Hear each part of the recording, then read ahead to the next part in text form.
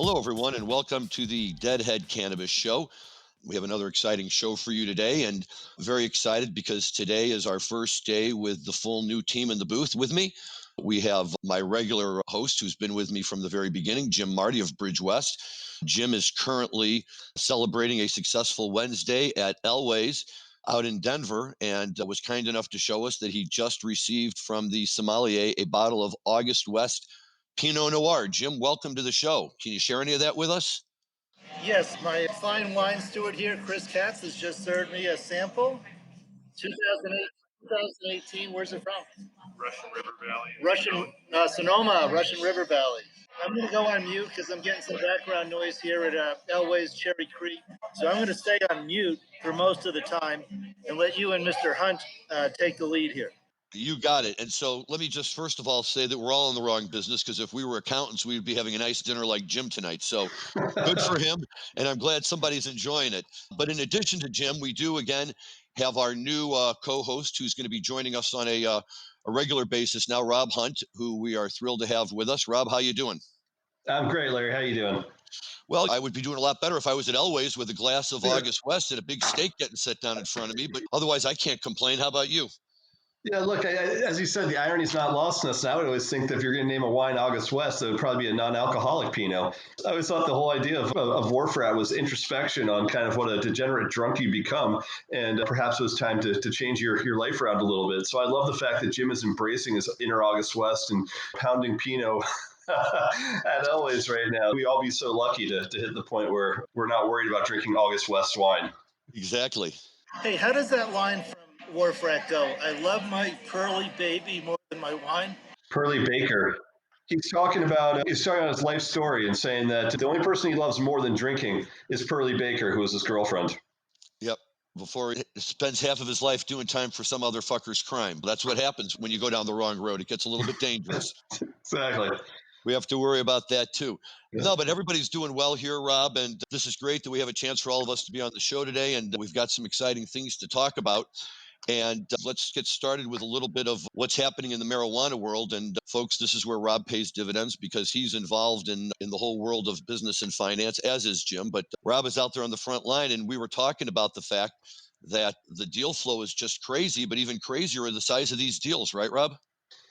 It's insanity right now. Yeah, I've never seen anything like it. Ever since the Georgia runoff election was finished up on January 5th, the announcement deal flow that's happened as a result, because the market sentiment right now is seeing that the inevitability of federal legalization is, marching faster than it ever has been. You've seen more companies on the public side announced that they were going to do raises that were oversubscribed, filled in 24 hours, the whole green shoe being filled, the whole president's list being filled, deal sizes that are $300 million in new capital, $224 million for TerraSend, $60 million for Jushi.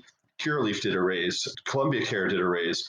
And then you think about all sort of the medium-sized companies, the ones that are sub-billion-dollar market caps, and almost every single retail name you can think of in Canada and the United States. Aurora just did a massive, multi-$100 million raise. And this has all happened in the last 2 weeks. So there's a euphoria on the market that I've never seen before. I haven't seen this since back when Canopy Growth got their first infusion of capital from the guys at Constellation Brands. So it's nuts. And I don't know if you've been following it also, Larry. I have been following a little bit, but it tends to go over my head. But Jim Marty here, you were telling us you've been involved in some of these deals yourself, have you not, Jim? Yeah, we're seeing some of our clients sell for 2.5 times revenue, where for the last probably 5 years, it's been stuck around 1 times revenue. So it is really surprising to see just say a $10 million cannabis company in sales sell for $25 million. Certainly our cannabis clients have come out on the right side of the bright line of COVID, where in 2020, marijuana and cannabis sales are certainly one of the bright side of the line as winners. The other side of the line, I'm so glad to see our restaurants and bars reopening here in Colorado, but it's been a very tough year for them. So yeah, they say in business, if you say you have to hold your breath and you count to 3, you can hold your breath. But if you just say, I have to hold my breath right now, and that's what happened in COVID. You have to hold your breath right now. That's hard to do if you don't have any warning. And that's what happened in COVID. We're only now which side of the line all these businesses fell. I'm walking around today, one of the most prestigious parts of Denver, Cherry Creek, and there's so many for sale and for lease signs. Very sad. But yeah, our cannabis clients all had record sales and they couldn't be happier. I was just up in last week. I missed the show because I was returning from Oregon, and they've seen prices stabilize at wholesale. A year ago, they were $800 pounds, and everyone's jumping out the window.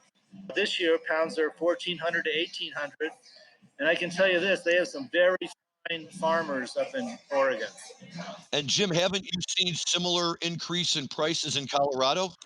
Yeah, we're a little higher than Oregon. Our wholesale prices are $1,800 to $2,000, but that still leaves you with a $25, $30 ace at retail, which is not bad. And certainly retail sales are very strong. Colorado did 2.2 billion, and we're a pretty small state population-wise. We're only about 6.5 million total, 3.5 million adults. That's pretty small state population-wise, and we pulled down 2.2 billion in sales. I think cannabis is in a good place. The new administration may help us, and they may not. I've expressed my concern legalization on past shows. I continue to.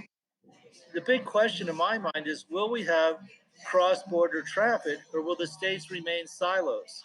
We have, for the last 10 years, grown up in a silo environment. Let me tell you, they're chomping at the bit in Oregon to ship. I bet. California too, I have no doubt. But that's what Illinois is afraid of. If all of a sudden California can ship into Illinois, what's going to happen to the Illinois growers? Yeah, Medford, Oregon, where I was, is considered the top of the Emerald Triangle. And then the lower half of it is down in California. Medford, Oregon is 20 miles north of the border of California. Okay. Rob, let me ask you, how do you see this sudden surge in the industry playing out in terms of deal flow? Yeah, look, it's crazy. What Jim was just saying with asset prices rising in Colorado from some of his clients, everything that I was discussing previously was related to the public sector. In the public sector right now, those companies are all so flush with cash. So while some of that cash is being used to pay down debt and being used to shore up some build out of infrastructure, the vast majority of that capital, from everything I understand, is being used now to make offers on smaller private companies as these companies are looking to expand into new markets. Asset prices are rising. Lots of companies now are putting themselves up for sale. Lots of companies now are much more comfortable with accepting someone else's stock as currency. Whereas a couple of years ago, the perception was if you're a public company and you're being acquired by a public company, no one really wanted your paper because the paper was falling so fast in value. But now you're not seeing that. You're seeing record quarters coming out from some of these companies. And now you're seeing companies entertaining offers where they'll say, look, I'll take 20% of my consideration in cash, 40% of it in a seller's note, and 40% of it in stock. And those deals are getting done pretty quickly right now. So if you're a small cannabis company, you're pretty excited about your prospects right now if your balance sheet is clean. Yes, I can back that up. And they're publicly traded, so I can mention their name, General Cannabis. Their stock was 40 cents a share not too long ago, actually the beginning of this month, and it's now over $1.40. So they've tripled their stock valuation in the last 3-4 weeks. And one of my clients merged in with them, and backing up what Rob Hunt was just saying, that they accepted a large portion of the purchase price in General Cannabis stock. Yeah, everything you're saying, I 100% can back up with the actual transactions I've been involved in. As a result of this deal flow, Rob, are we seeing a consolidation of ownership in the industry? Are there groups that are buying more and becoming larger and larger? Or are we still seeing enough other people come in and make purchases that, overall ownership is still fairly diverse? Yeah, it depends. We're certainly seeing consolidation in certain markets. Markets that are more free capitalistic style markets like Colorado, Oregon, Washington, and California. There is a big wave of consolidation. In states that are more oligopoly in nature, where there's only limited licenses, there isn't really much to consolidate, like your New Yorks or Floridas. But if you look at what just happened in California, everyone right now is watching the SPAC market really closely. But you saw the Subversive SPAC just came to market, and that was the marriage of Kaliva with Left Coast Ventures, with Tuatara, with a handful of other groups that came in. It was $525 million on that announced SPAC. When they actually de-SPAC'd it, there was still $380 million left in that people actually redeemed and stayed in the deal. So when you think about what that means for California, Caliva's going to go out there and use that capital to go out and acquire a ton of other brands, including the ones they acquired from taking over Left Coast Ventures as well. So you have to look at deals like that are coming to the table, and they're not the only ones. So Jonathan Sandelman's got another SPAC in the market right now that's on the brand side. So they're well capitalized, and I think you'll see at least before this year's over, at least 3 or 4 more SPACs come out with north of $250 million in available currency, which is something we've never seen before in the space. We've always seen people do the reverse merges or go public on the Canadian exchange. This is the first time you're watching just piles of cash be poured into a company through a marriage and coming out the other side where it's specifically for consolidation purposes. And do we see these big guys then positioning themselves to be bought out by like the RJ Reynolds of the world when things go public? Or do you think that these big guys will continue to run their businesses and stay a part of the industry? Yeah, I think it depends on the company. I think everything's for sale. If you've got the right offer, look, if you asked almost anyone 5 years ago why they're starting their business, ultimately their exit strategy was probably to be acquired by an out of industry conglomerate or tobacco company or an alcohol company. But now you look at some of the market caps on Curaleaf or on GTI or on TrueLeaf. If you're pushing a $6 to $10 billion market cap, suddenly you're not really thinking about being acquired anymore, and you're thinking about consolidating and trying to end up with a $30 or $40 billion market cap on your own. So it's a completely different game. You're starting to see companies that are truly that valuable with stable stock, with great liquidity. Once those guys can list on a real exchange like the NICE or on the NASDAQ, then it's a completely different situation than we were looking at a couple of years ago where guys were listing on the CSE. It's just so amazing to me because it wasn't that long ago that this was all so brand new. People were still so nervous. You had your occasional dispensary here and there, and every now and then one would buy the other. And now you pick up the Wall Street Journal or any big business publication, and half of the stories you're going to see are going to be involving cannabis one way or another. It's just amazing to me. I'd really just to see how quickly it's grown. It's been, can it sustain ultimately this level of growth? I guess it can. We all talk about, we haven't even, have we hit 50% of the black market yet, or are we still below that? I think we're there. Yeah, I think legal sales are approaching 50%. You've heard me say in the past that I really believe legal cannabis and illegal cannabis added together are about the same as the U.S. beer market of 110 billion a year. And I think we're approaching half of that being legitimate businesses. Yeah, we just had a very divisive election. There was no Right. division on cannabis. You were a Republican or a Trump supporter or a Joe Biden supporter or liberal, you were for cannabis. And no, there's very little against it because once you really dive into it, you realize it's a lot better for you than alcohol. In fact, it's actually good for you in many ways. I listened to the Big Steve Hour this morning driving up to the mountains, and he was saying the same thing. He said cannabis is a really healthy thing to participate in. You're not going to get any disagreement out of this group, that's for sure. Whenever the rest of society will catch up with the idea, that's a good thing. But let me just say this: mentioning Big Steve, who I think we're all fans of, and he's a fan of cannabis. Maybe if we're lucky, somewhere down the road someday, we'll have a chance to speak to him. But let's take this opportunity and do a little bit of a pivot here into the musical side of things, because this cannabis market's not going anywhere except up, and we'll be able to talk about it hopefully for a long time to come. There's only so many hours in the day when you can talk about the dead, and we can't let those go by. One of the things that I really like that I think Rob brings to the show for us, Jim, is a new perspective on dead topics. You and I, for a year, have, I think, proven the point that no matter how many times you talk about the dead, you can always still talk about them a little bit more. But sometimes we find ourselves maybe going over the same ground a few times, and the easiest way to move that along is just bring another Deadhead into the group. And in Rob, we certainly have Deadhead who likes to geek out about it as much as you and I do, and maybe even a little bit more. Which for Deadhead, it's always great to find a guy who geeks out more because that's just that much more for you to learn. And in talking about stuff, one of the things that he and I mentioned over the last few days was really the simultaneous and perhaps completely part of the same movement growth of both the club scene, the musical club scene in the San Francisco Bay Area in the late 1960s, and the growth of the Grateful Dead, and how they really aided and abetted one another, if you will. The club scenes providing the Dead with a perfect place to play for who they were at that time in terms of crowd size and intimacy with the crowd, and the Dead being able to fill these places up for them. and bring in good crowds. But it was a crazy good time, and there's a lot of great musical recordings out there. Rob and I launched into this talking about shows from the Avalon Ballroom in the late 1960s. I think that we saw they played somewhere in the neighborhood of about 25, maybe 30 shows there, but some really great ones. In fact, so many that, and always at the same time, it seemed in January, late January, that for a while he and we had interchanged years of shows, but it didn't matter because I was looking for January of '69 and found a great run, and he was talking about January of '67, and that was a great run too. And I think it was just something special. I've been in a few of those clubs to hear music, and spend half my time wandering around in there wondering what it would have been like to hear the Dead play. But I know, Rob, that those Avalon shows are particularly ones that you like a lot. So let's hear your thoughts on it. Yeah, first of all, I'm going to use my new moniker now as a Deadhead's Deadhead geek. So thank you for that, Larry. Yeah, look, man, the Avalon shows, by all accounts, the sound was better in that room than the Fillmore. And you have to think that time there was 3 or 4 competing promoters in the San Francisco scene. Like Bill Graham always sucks the oxygen out of the room as being the guy that was on the ground doing it at the time.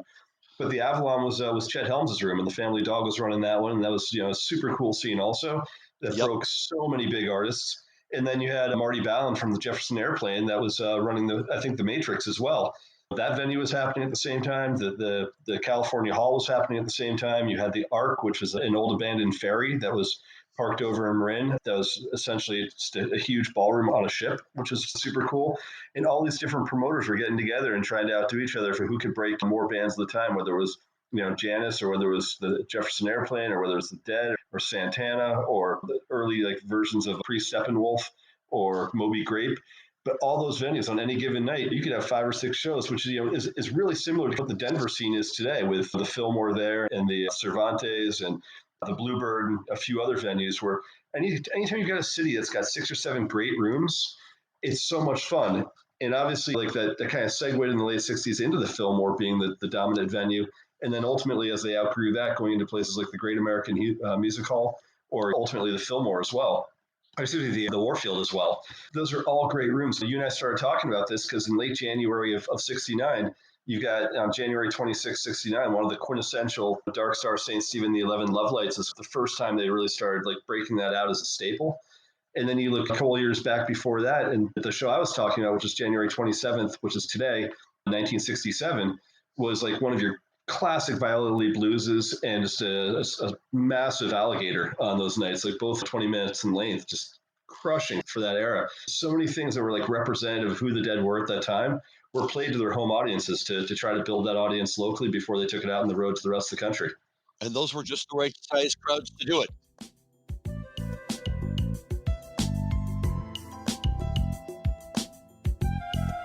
I just learned recently that Viola Lee Blues is actually a cover from the 1920s blues songs. It's a tune that I know has been around for a long time. I don't remember who's credited as the original writer of the song, but I know it's an old tune that they picked up that had been played in various forms over a number of years. Not unlike Stagger Lee, I think, and a few other tunes that had long histories behind them, and they created their own version of it. And you can go on Google and find Viola Lee Blues Grateful Dead, and it's got their version of it. So as long as I can find that, I'm a happy guy.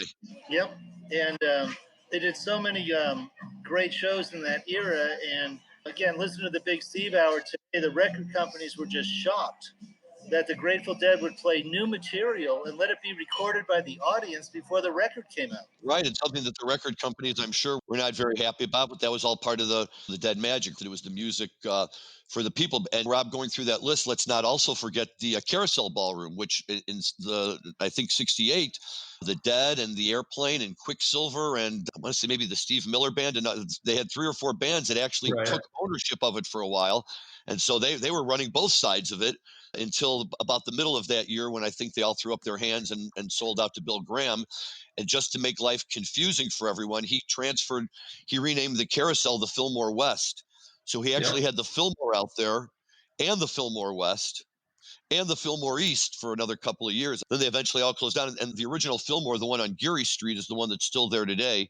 And I've seen some shows there, no Dead shows, but I've definitely seen shows there. And it's an incredible place. Never made it to the Carousel or the Fillmore West itself, although the Fillmore West was home to, I think, one of the greatest 4-night runs they ever had at the end of February, beginning of March '69, when they specifically focused on that Dark Star St. Stephen the 11 Love Light suite of songs and all the others. And I was lucky enough to pick up a copy of that box set when they dropped it probably 10 years ago now. And I just can listen to it all day long. It's just tremendous. It's one of the nights they have a version of Pigpen singing the full version of Hey Jude on there. He just butchers it, but it doesn't matter. It's Pigpen. It's the Fillmore. It's wonderful to hear. And they're just great. It's all these songs were so brand new, and they hadn't played Dark Star to death at that point yet. And they were still just stretching their arms and legs and figuring out where they could go with it. And those Avalon shows we were talking about on the 26th, they pulled the 11 and Love Light off of those shows and put those on Live Dead. With the rest of Live Dead came from those Fillmore West shows. But that Avalon show was so good that they had to pull the 11 and Love Light and stick it on there too. Yeah, Love Light's the one that when people think about Love Light from that era, I think any Deadhead just thinks that ending closer of "and leave it on." That's the way to finish it off. And that's one of the only times you really hear Phil Lesh like really yell on stage a couple times, where it's really funny to hear him get involved as he's talking to Pig. Really fun banter between members of the band. And again, I always found it really interesting because they'd outgrow a venue and they'd move into the next one, then outgrow a venue and move into the next one. And it got to the point that, to what you were saying before, Bill got rid of the Fillmores in favor of ultimately taking over Winterland as a place that he was promoting because he needed a room that was bigger to put his bigger acts. If you look at the size of those places, they're all 2,000 person theaters that were like the vaudevillian theaters that ultimately just weren't enough for those bands anymore. So you need to get bigger. Just the organic way that they grew, from ballroom to stadium over the course of their careers. And just a quick comment, I believe Love Light is also covered. The Grateful Dead gave us such a connection to all the great blues music that came out of our Black history, and their connection, whole American story, is beautiful. Yeah, it really is, and it was wonderful that they had the opportunity to be part of this scene when they were just getting going, and how supportive it was for them, and what a great way. To your point, Rob, the Dead for a long time when they would come to Chicago, they would play the Uptown Theater, which is about a 2,000 seat. I never saw them there. It was a little before my time. And since the mid 80s, the Uptown has been completely shuttered down. And about every 10 years, there's talk that somebody's going to reopen it and bring it back to its former glory. And they never quite get there. We'll keep our fingers crossed. And then my other small venue story in St. Louis, they had a place called the Fox Theater. They still do, which was a favorite place for the Dead in the late 60s. They would go there all the time. And then in the early 70s, the theater shut down. The Grateful Dead offered to buy the Fox Theater from the city of St. Louis, but the city of St. Louis turned them down and said that was not the right element to own a theater in the city. So there was a long period of time where they just didn't even come to St. Louis. And then in 1986, and if I say 86, you know where I'm going with this, they announced 2 shows at the Fox Theater in July. And we all immediately mailed in. I got my tickets the first or second night. I had second row orchestra pit tickets. My parents were out of town. I had a huge crowd of Deadhead friends coming in. And 3 weeks before, my brother, who has nothing to do with the Grateful Dead, called me and said, "What are you going to do now? I heard Garcia just is in a coma." And I was like, ha, ha, ha. And the next thing, Jerry was in a diabetic coma. And even though we all knew those shows were going to be canceled, it was like, maybe they won't. Maybe he'll come back. And of course, they canceled it. That's as close as I ever got to seeing the Dead in a really small venue like that. But 20 or 30 years later, in 2010, I think, I finally made up for it, and I got to see a Fish show in the Fox Theater in St. Louis. And although I like Fish a lot, they're not quite the Dead, so it wasn't quite the same. But it did confirm that the Fox Theater is an awesome place to see a concert. Yeah, and the thing about those venues is the sound quality is so much better than it is when you're inside a sports arena. Yep. So, it's not just the intimacy of being in that venue, it's also the fact that you just have incredible acoustics. And you look at some of the old theaters from like San Francisco at that time, and they were all competing for space with one another. And sometimes right on Polk Street, where the Avalon was, is right next door to the Regency, which is still around. And you have to think that, like, in the 20s and 30s, you'd have a Broadway row where there'd be 6 or 7 theaters in a row. And if they were all sitting abandoned, then promoters could just pick it up and go in there and test out, like, okay, who's got the best sound inside this joint? And let's go play that room. Exactly. And I've seen beautiful shows at the Fox in St. Louis. Great venue, wonderful old venue. Yeah, the Fox Theater is great. I also saw There's a movie out there called Hail Rock and Roll, which is the Chuck Berry movie, and they filmed that at the Fox Theater. And so I was there the night they filmed it. One of my buddies and I got tickets, and we all went. And it was funny because there was all these rumors about all these people who were going to come out and play with him. We knew that Keith Richards was going to be part of his band, but everybody was imagining everything. People had Garcia there and all sorts of people. And as it turned out, not very many other people showed up, but it was still a lot of fun. And to your point, Rob, it was such an awesome place to see a show, and the sound in these places. It's the Chicago Theater here. I saw Warren Haynes do his thing there with the Chicago Symphony Orchestra, and we were all just amazed by the sound quality and how wonderful it was. Yeah, that's all good stuff all the way around. Jim, you mentioned, or maybe Rob, you mentioned Cervantes. I just got an email from our good friend Bob Hoban the other day. Apparently, he said John Kadalasic was playing there the other night. Were you familiar with that, Jim? I did not. I missed that one. But Denver is opening up. Elway's tonight has got a lot of people here dining indoors. Our son Jack, his bands, I should say, Kings of Prussia and Swerve are both getting gigs starting in March. So we're starting to open up here. Wonderful. Let's hear the Emerald story, the Green Emerald story. Yeah, the Emerald Triangle. We have a very good client in Southern Oregon, Medford, Oregon, which is considered the peak of the Emerald Triangle. And then it spreads out as you go south into California. Medford, Oregon is probably 20 miles north of the California border. And I have a beautiful picture I can share with Dan and you guys of Mount Shasta.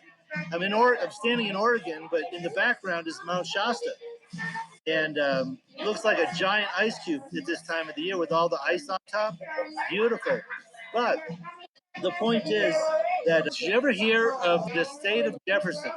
In the 1920s and the 1930s, there was a movement to create a new state, not an independent country, but a new state carved out of Northern California and Southern Oregon, basically the Emerald Triangle, where they wanted to be a new state. And there was a very wealthy man who came in from New York and bankrolled the whole thing. And it was actually getting traction. It was getting in front of Congress. But then Pearl Harbor happened and it died. But when you have Southern Oregon and Northern California, which is the Emerald Triangle, very anti-government, very pro-gun, very pro-cannabis, that's where it all came from. So check it out. It's called the state of, and drive around Southern Oregon and Northern California, right on the border, you see a lot of signs and monuments like that say the state of Jefferson. Check it out. Do they have their own license plates? They want to. I bet. Okay. I love that independent mindset. I'll tell you, Southern Oregon, very independent. As I said earlier in the show, great growers, fabulous farmers. I witnessed transactions of hundreds and hundreds of pounds of beautiful cannabis. It's a great place to be. That's a wonderful thing. Jim, I'll tell you what, we're going to wrap up here in a minute. So we're going to let you go back to your dinner and your bottle of wine and your steak cooked Pittsburgh style, I know is your preference. You have a great evening, and we will be touching base with you later. But send us a picture of that August West. That'll be wonderful. One of these nights, Rob, we'll have to get out there and we can sit in Elway's with Jim, and we can all be part of the celebration together. So something to look forward to when this darkness starts to give.